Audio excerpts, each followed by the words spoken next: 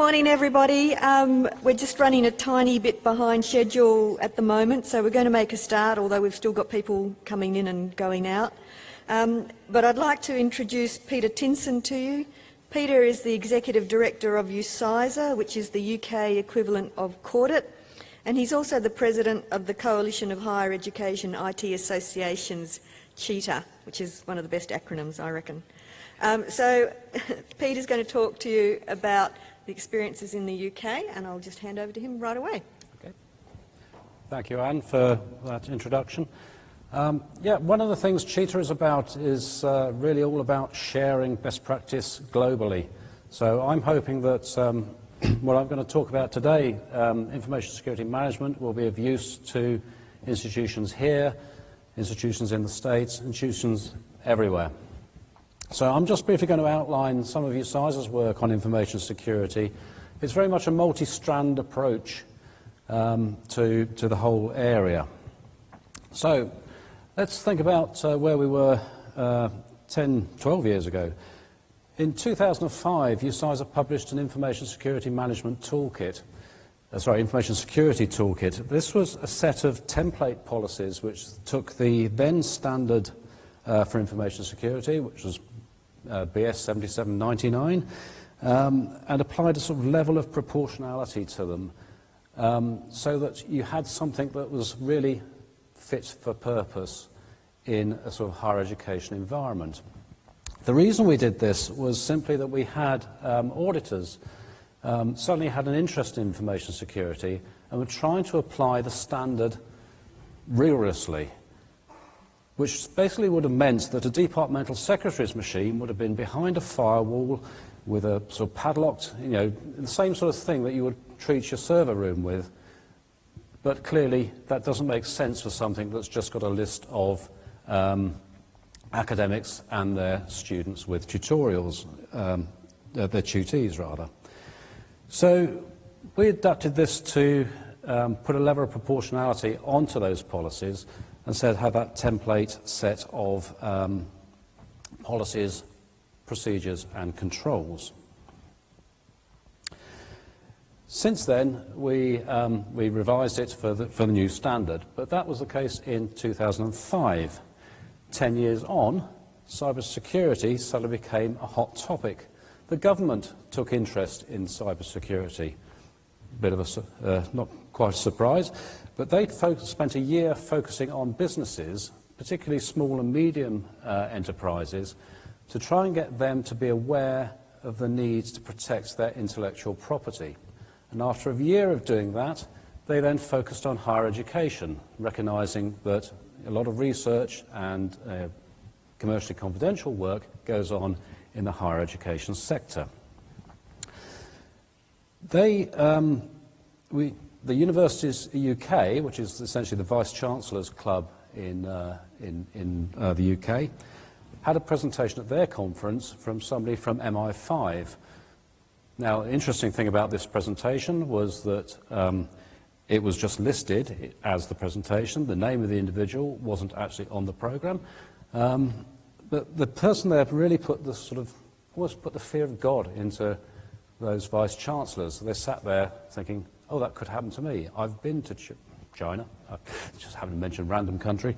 I might have had my laptop scanned. That information might already have gone.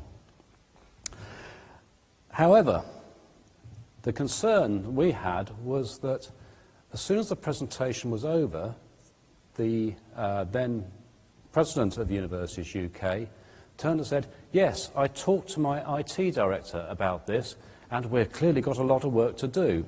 So it's still being seen as an IT problem. Universities UK carried out a survey of all their members and asked it to be completed by a member of the senior management team, normally the sort of chief operating officer and that sort of level. About 50% of the respondents did that. The other 50%, of course, passed it straight on to IT. The survey identified that the main risk was reputational damage, the main threat was accidental loss of data, and the main asset was at risk was teaching-related data and HR data. Note the thing that wasn't there was protecting intellectual property. So perhaps the message hasn't really got across. There were a couple of interesting quotes from that survey. One got there, no simple answer to the challenge of developing an effective information security, and there was a clear risk of developing overly bureaucratic systems. So we felt that there was very much a need to develop an information security management toolkit to move this away from being an IT problem to being an institutional problem, but to help those that are charged with delivering information security in their institutions to give them the tool to deliver that effectively. So, what is the Information Security Management Toolkit? It is just that. It's a piece of good, actionable advice. Well, we think it's good. Actionable advice on information security management, backed up with some real-world exemplar materials. The approach we took was to have one lead author, as Bridget Kenyon from University College London, who's quite an expert on information security, sits on standard bodies, backed up by contributions from 5 institutions. And each of those institutions was bringing examples of stuff that they'd used, they'd developed, and putting those materials into the toolkit.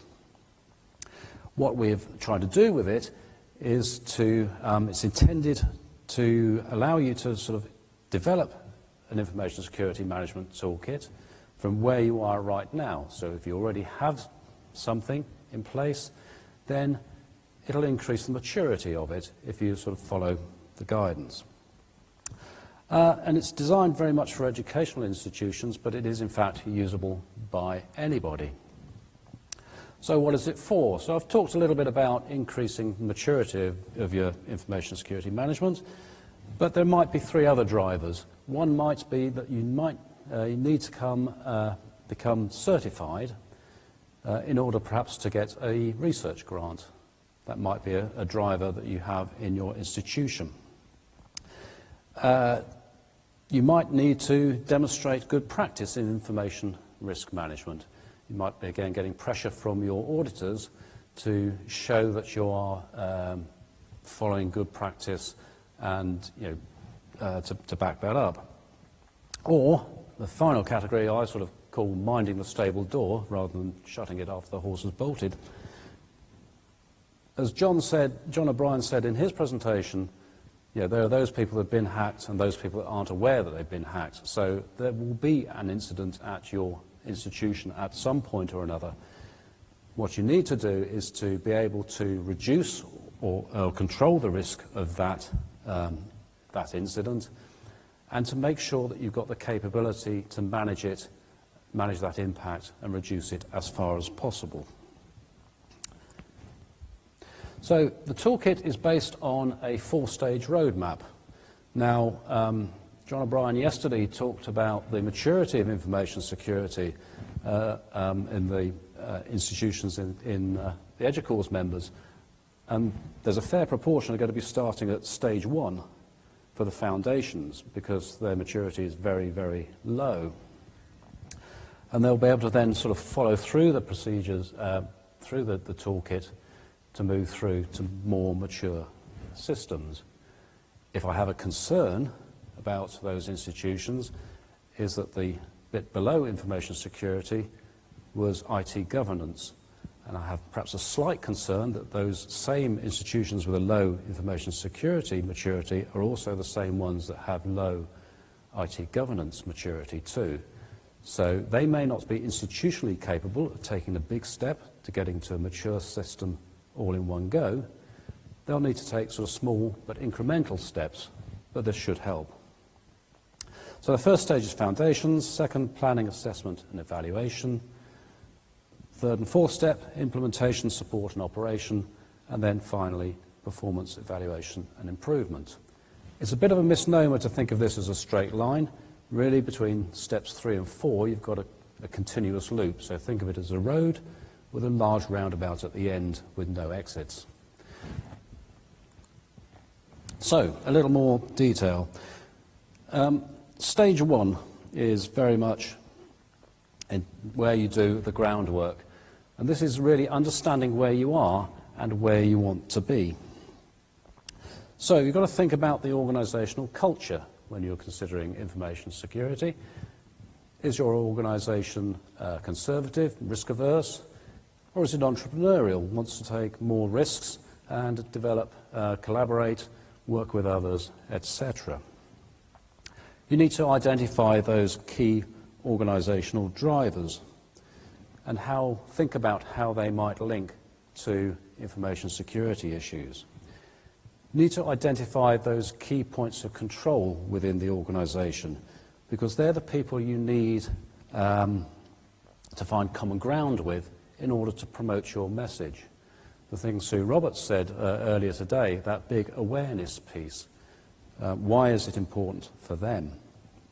You may also find it handy to find out who the influencers of those senior management personnel are too, because if you can get a link into them, then you may find your path to those senior people easier.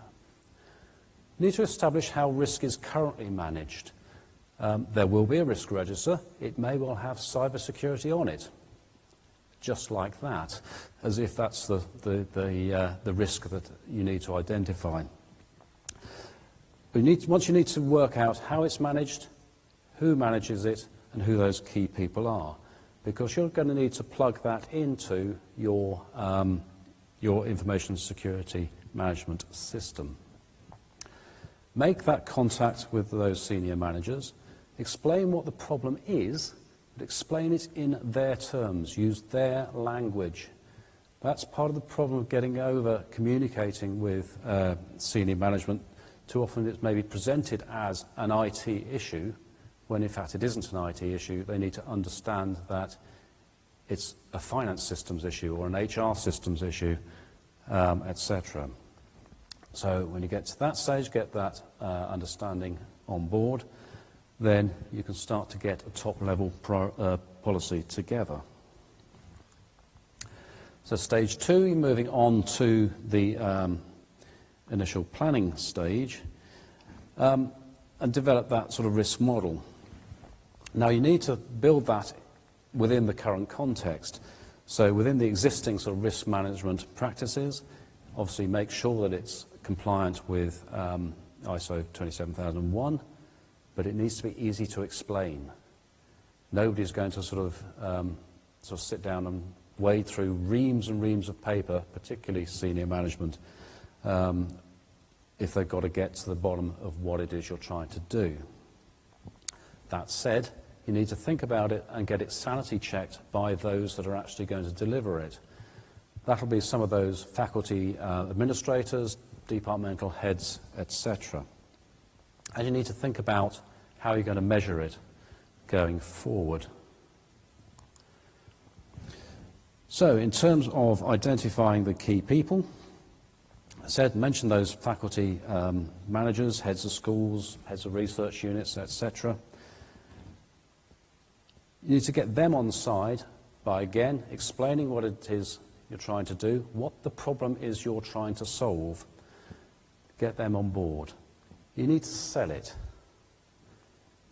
Information security is not the most exciting topic in the world, which makes me wonder why I'm stood here talking about not the most exciting topic in the world. You need to promote it, sell it.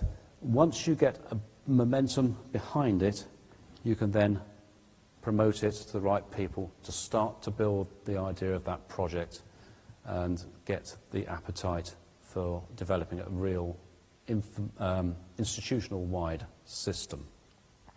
The key there really is no surprises.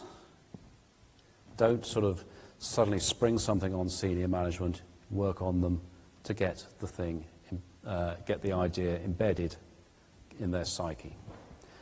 Finally, if there are any organisational changes that are needed, sort of new groups, etc., try and look at the options for, I suppose, natural evolution rather than sort of radical change.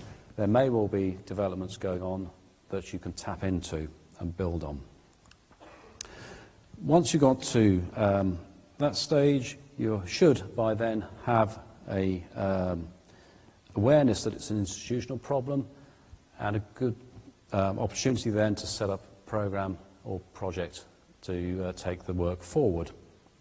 Clearly that work will need to be resourced, but that's where your senior management buy-in will really need to kick in. Generate some actual performance indicators. Work with those new groups and the people actually doing the work on the ground. Don't try and be too ambitious, but make sure that those groups have tasks or that are progressing information security within your institution that are achievable. So a number of small steps to an end goal may well be the better approach. Keep communicating so that, again, drawing on Sue Roberts' talk earlier, not just communicating, but make sure people understand why it's an issue for them. Use the existing reporting lines, but use them both going down and going up, so that, again, those people that are maybe influencing heads of departments, etc., can understand and be your champions and explain it. But at this point, you're really starting to embed sort of information risk management in your standard operations. And the final stage, really, is that performance evaluation and improvement. This was perhaps one of the issues with the information security toolkit that we developed sort of 12 years ago. It gave those template policies, and a number of people, a number of institutions just took the policies as they were, substituted the word institution for the university of wherever, had their set of policies, all very fine, put them on the shelf, and that is where they stayed. Clearly, if you have developed controls you have developed controls as part of this work, you need to check that they are effective. Part of this might be that you've had this, your password policy, for example. If your auditor has recommended, as Michelle was sort of mentioning, that you have this password changed every 3 weeks and must contain all these wonderful characters, is that effective, or do people start gaming the system? Do people suddenly find that there's a greater request from the stationery department for more post-it notes so you can put the passwords on the side of the screen? Probably not a sign that that control is effective. So learn from that, verify that controls are effective, and refine as appropriate. Learn from incidents. They present to you the greatest opportunity, I think, of, I suppose, enhancing your information security systems. Find out what went wrong, find out why it went wrong, and improve it. The one word that you don't want to use is blame, because generally stuff happens. Initiate that point of continual improvement, so continually review, analyze, and then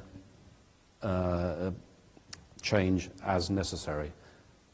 But overall, embed this as part of a sort of governance, risk, compliance sort of structure. So that was something of a fairly whistle-stop tour through the sort of background of the Information Security Management Toolkit. What we're doing at the moment to back this up is an information security management tool.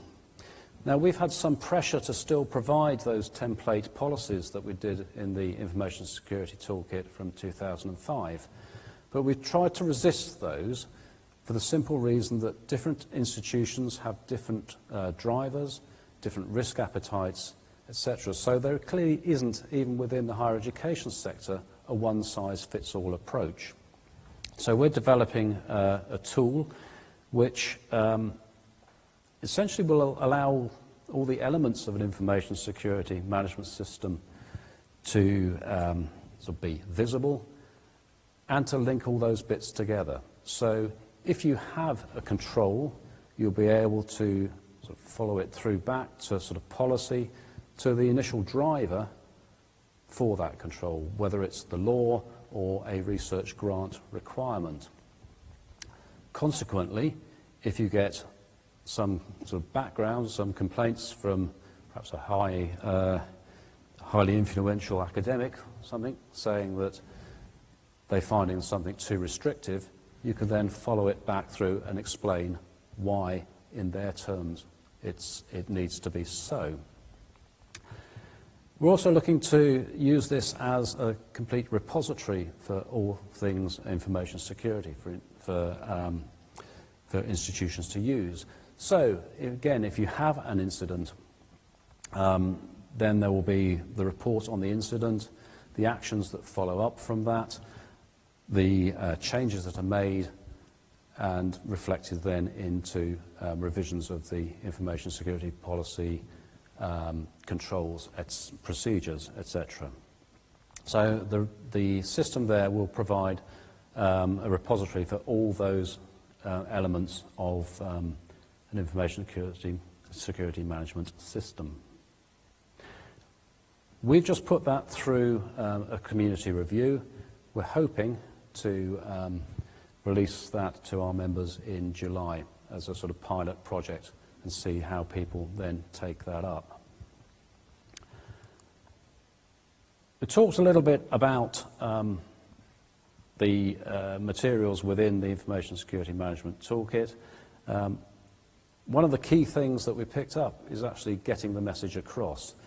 The key weakness of any information security management environment within an institution are the people. The technology is almost the easy bit. It's people, the culture, that are the real issue, and that's why you need that senior management buy-in from the very top. So the toolkit's got a number of case studies, and a couple of case studies on awareness raising, in this case both from Cardiff University.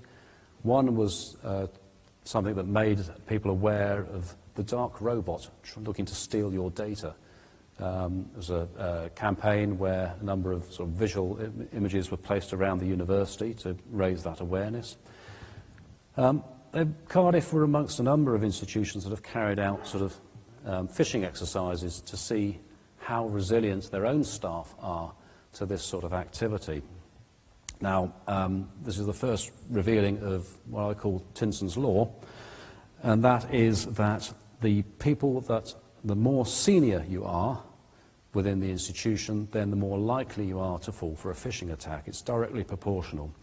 Certainly in a couple of universities I'm aware of, the people that generally failed the phishing exercise were at professorial level, whereas those that were a bit more savvy were okay.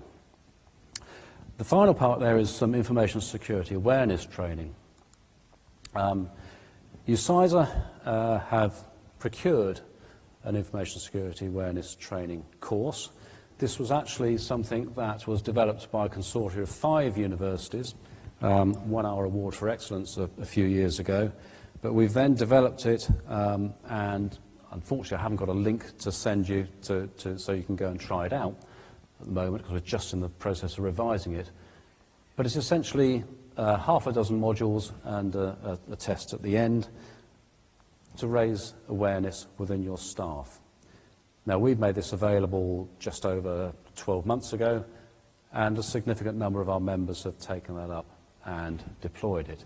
It's designed to be used as is, but also it's available with the option to customize it as you wish, put your own branding on, and build it into your own VLE. So, getting near the end, a couple of things that we're doing. We've been working with, liaising with JISC. JISC, for those that don't know, is like they're the UK's sort of NREN provider, sort of predominantly developing shared services within the higher education sector. They've used the Information Security Management Toolkit in their training. They're also developing a sort of anti-phishing service for institutions to use as and when they see.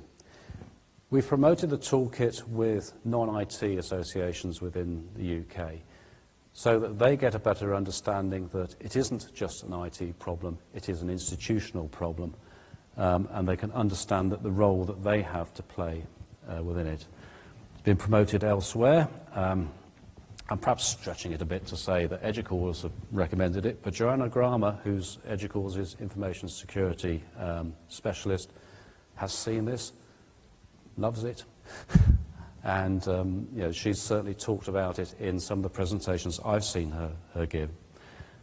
And you know, we're happy really for the ISMT to be used wherever, so by you and you know, by institutions across the globe. So just to wrap up, where are we in the UK in terms of information security? Well, the sort of old-style model was very much the sort of castle approach, where you've got your real secure data, the crown jewels sort of in the keep, under lock and key, and then the other stuff sort of a bit further, you know, less well protected, and then the open stuff obviously on the outside of the castle walls. That approach still exists, but it's a little more nuanced now in general. We do see, like EDUCAUSE, that same sort of similar spread of maturity when it comes to information security. I don't think we've got quite as many at the lower end, and that may be because of that prompting of the Vice-Chancellor group. We've seen a number of institutions employ Chief Information Security Officers. But they tend to be quite expensive, so we've also seen some shared services set up around that space. And I mentioned the take-up of our information security awareness training. Certainly, a number of institutions have mandated that to their staff, and some have gone as far as to lock the accounts of those staff who have not taken it. So quite a clear message from the top that this is important and needs to be addressed. So, in conclusion, it's complicated. There is no silver bullet. It's very much finding the solution that fits your environment. What I hope we've done is provide a set of tools really developed by the community, for the community, to help institutions develop an information security management system. The toolkit itself has been recognised as a useful tool by a number of the government security agencies. So we're quite pleased with that, and you know, please, the final message is I'm happy to talk further. The links there to the toolkit are there. I would really be pleased if people take it, use it, and if people want hard copies, it's there to be able to print, or I'm sure something can be arranged through Cordit. So thank you very much, and I hope you found that useful.